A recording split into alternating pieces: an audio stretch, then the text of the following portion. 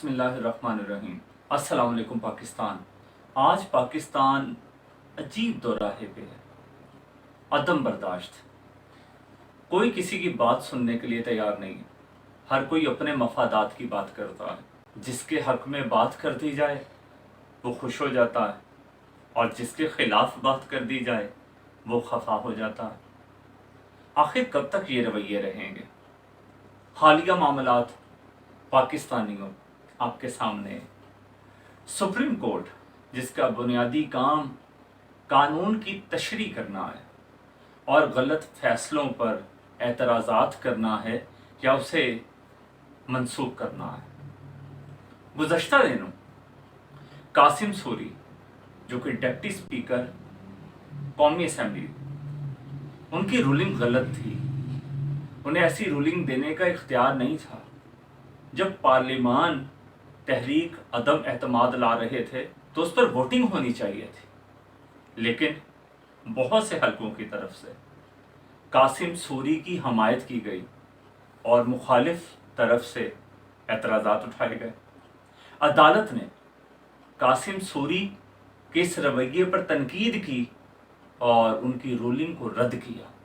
अब मामला आता है पंजाब की तरफ, जब हमजा शहबाज शरीफ और चौधरी परवेज़ इलाही के दरमियान पंजाब के वज़ीर आला का इंतखाब, तो दोस्त Mohammad Mazari, deputy speaker Punjab assembly, ruling उनकी भी गलत है, जिसकी बुनियाद पर हमजा साहब को वज़ीर आला पंजाब मुकर्रर किया गया। अब सुप्रीम कोर्ट फैसला करने जा रही है कि असल वज़ीर आला कौन है।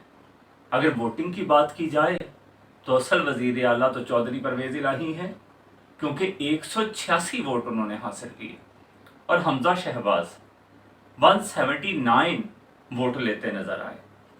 लेकिन मिज़ारी साहब ने चौधरी शुजात के ख़त को बुनियाद बनाते हुए पार्लिमानी पार्टी के सरबराह की बात को रद्द किया और उनके 10 वोट मनसूख कर दिए, जिसकी बुनियाद पर परवेज़ इलाही साहब को वज़ीर आला की दौड़ से बाहर कर दिया गया और जनाब हमजा शहबाज को वज़ीर आला नामज़द कर दिया गया।